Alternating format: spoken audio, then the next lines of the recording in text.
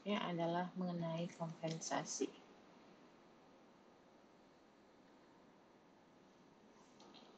Kompensasi itu adalah semua pendapatan yang berbentuk uang atau barang, langsung atau tidak langsung, yang diterima karyawan sebagai imbalan atas jasa yang diberikan kepada perusahaan. Nah, kalau sedangkan kompensasi karyawan adalah semua bentuk imbalan yang diberikan kepada karyawan sebagai imbal balik dari pekerjaan mereka. Ada beberapa konsep di dalam kompensasi, yaitu dalam bentuk gaji, upah, kemudian ada upah insentif, kemudian ada benefit and service. Jadi nanti untuk lebih jelasnya kita akan jelaskan apa saja sih beberapa konsep ini. Yang jelas gaji, mungkin dari beberapa Anda sudah pernah mendengar istilah dari gaji. Gaji adalah balas jasa yang dibayarkan secara periodik kepada karyawan tetap. Nah, berbeda dengan upah, upah adalah balas jasa yang dibayarkan kepada pekerjaan harian dengan berpedoman pada perjanjian yang telah disepakati.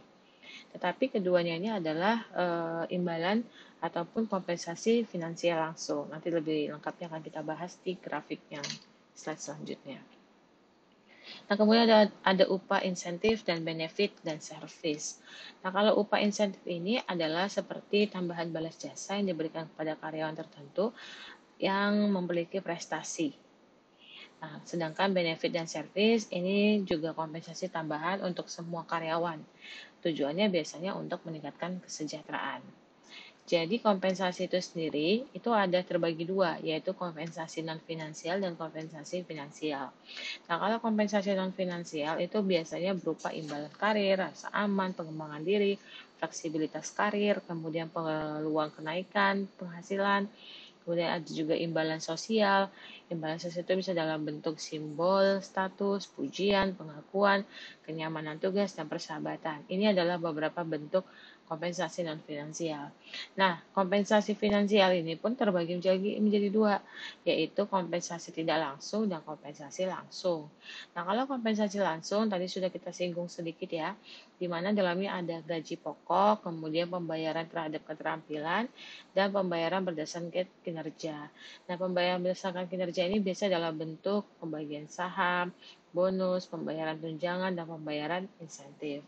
Nah, sedangkan kompensasi tidak langsung ini terbagi lagi, yaitu perlindungan hukum. Biasanya seperti jaminan sosial, pengangguran, dan cacat.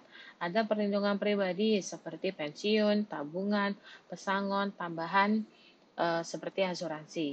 Atau bayaran tidak masuk kantor seperti pelatihan, cuti kerja, sakit, liburan, hari merah, acara pribadi, dan masa istirahat.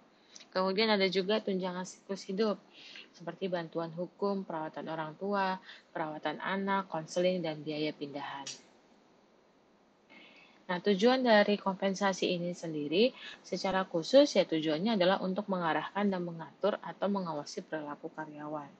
Dengan adanya kompensasi ini diharapkan ya karyawan tertarik untuk bekerja dan karyawan memiliki motivasi, kemudian menjamin stabilitas dari karyawan. Stabilitas yang dimaksud adalah lebih kepada kesejahteraan hidup karyawan. Kemudian juga meningkatkan disiplin, kemudian menghindari pengaruh dari serikat buruh, terus menghindari intervensi pemerintah, dan lebih mendukung keefektifan dalam pengadaan karyawan. Nah, asas di dalam kompensasi yang pertama adalah asas adil. Artinya besarnya kompensasi yang dibayarkan kepada setiap karyawan harus sesuai dengan prestasi, jenis pekerjaan, resiko pekerjaan, tanggung jawab, jabatan, dan memenuhi internal konsistensi. Kemudian ada asas layak dan wajar. Artinya besaran kompensasi yang diterima karyawan dapat memenuhi kebutuhan pada tingkat normatif yang ideal berdasarkan batas upah minimal pemerintah dan eksternal konsistensi yang berlaku. Jadi sistem pemberian imbalan yang pertama adalah kemampuan dan keterampilan. Yang pertama adalah motivasi. Tujuannya adalah motivasi karyawan. Karyawan ini bekerja kan memiliki motivasi. Nah, kemudian dilihat lagi kemampuan yang dimiliki dan keterampilan yang dimiliki oleh karyawan, serta pengalamannya. Baru setelah itu akan terlihat hasil kinerja individual. Nah, dari hasil kinerja individual, maka akan terlihat dari evaluasi kerja. Nah, evaluasi kerja inilah yang biasanya menentukan bagaimana bentuk kompensasi yang diterima oleh karyawan.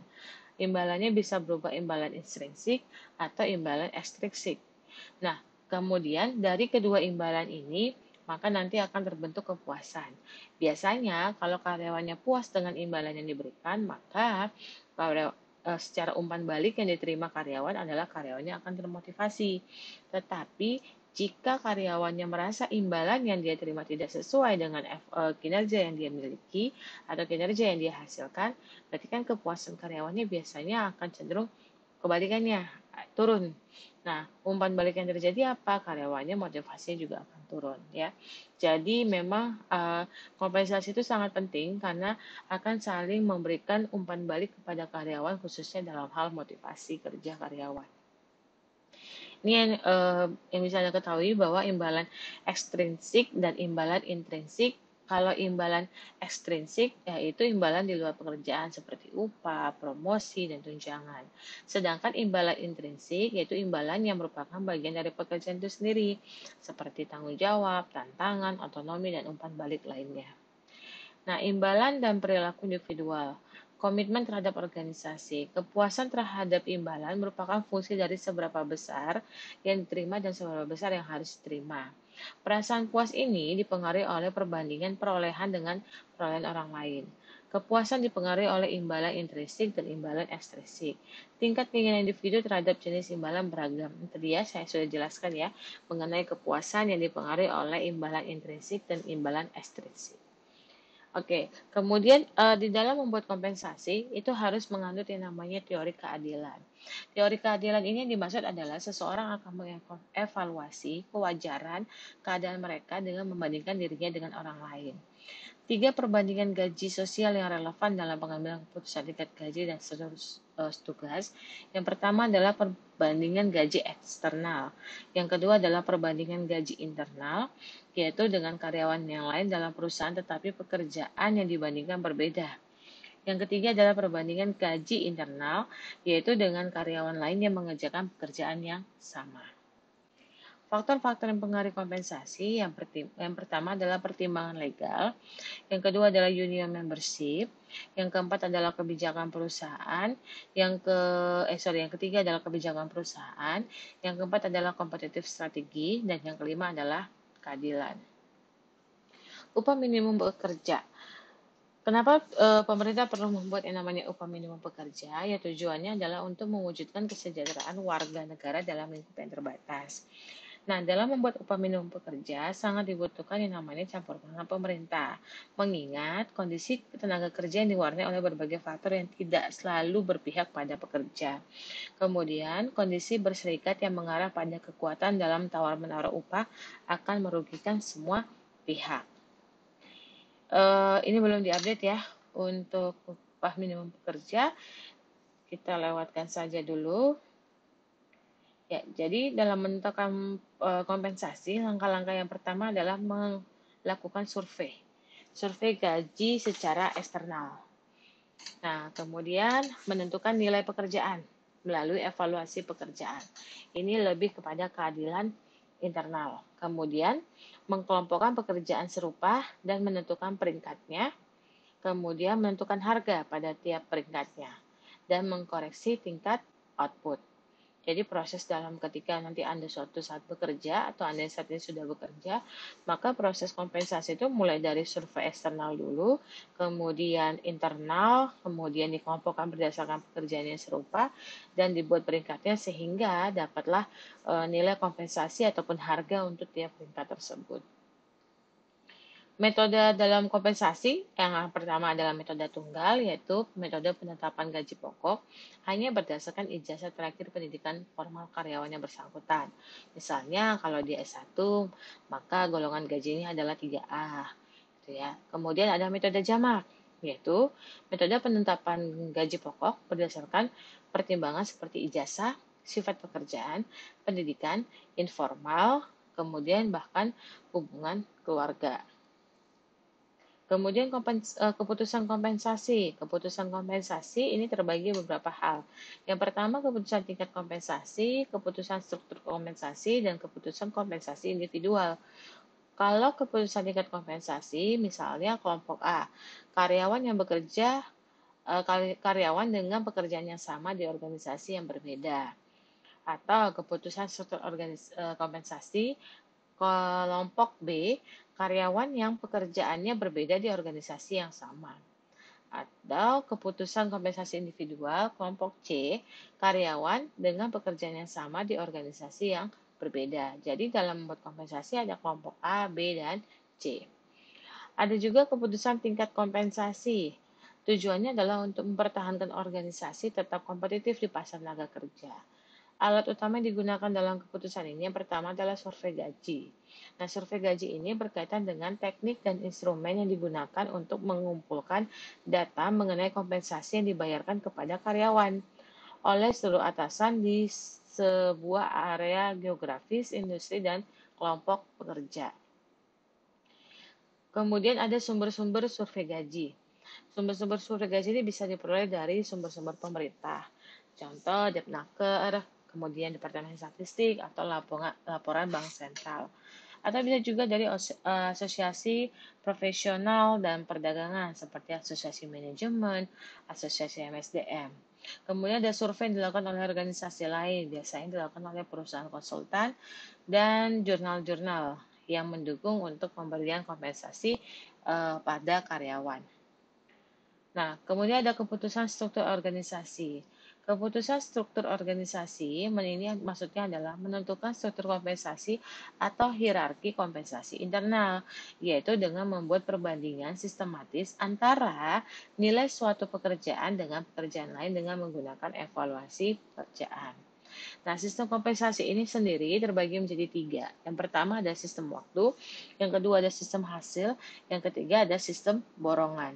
Kalau sistem waktu artinya kompensasi ditetapkan berdasarkan standar waktu seperti jam, minggu, atau bulan. Nah, kelebihannya adalah mudah dan besarnya tetap. Tetapi dia memiliki kelemahan. Kelemahannya adalah pekerjanya menjadi malas jika dia dibayar sama.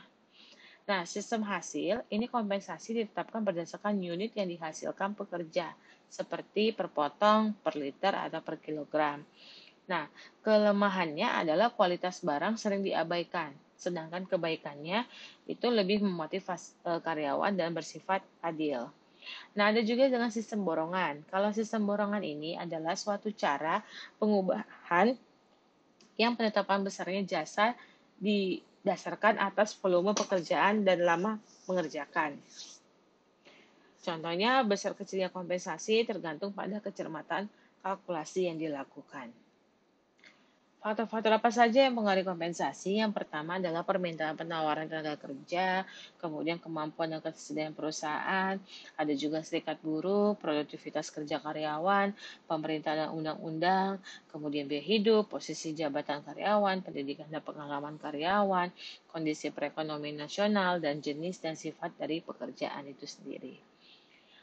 Evaluasi pekerja. Nah, kalau evaluasi pekerja ini adalah perbandingan formal dan sistematik pekerjaan-pekerjaan dalam rangka untuk menentukan nilai suatu pekerjaan relatif terhadap pekerjaan lain.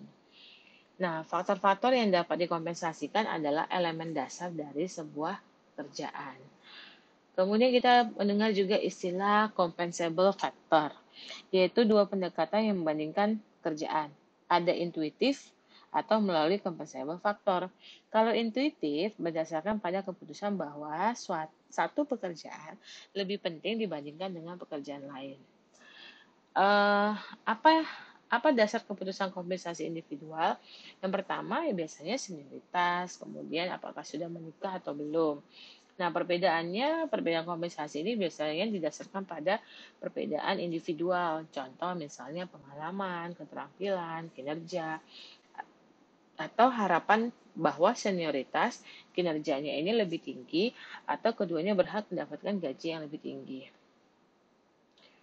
Menghargai pekerjaan manajerial dan profesional tujuannya untuk menarik atau mempertahankan, lebih sulit untuk mengevaluasi secara kuantitatif, dibayar berdasarkan pada kemampuan dan lebih kompleks dan menekankan pada insentif dibandingkan evaluasi. Teori-teori yang lain yang dapat menjelaskan pengaruh dari kompensasi ada reinforcement teori, kemudian ada expectancy teori, kemudian agency teori. Nanti Anda bisa lihat reinforcement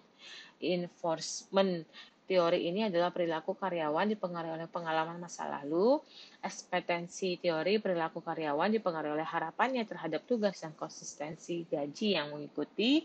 Kalau agency teori adalah fokus pada perbedaan tujuan dan kepentingan dari pemilik. Biasanya kompensasi karyawan dapat digunakan untuk menyatukan tujuan-tujuan pemilik dan manajemen karyawan sebagai agen. Baik, sekian materi dari saya. Terima kasih sudah mendengarkannya.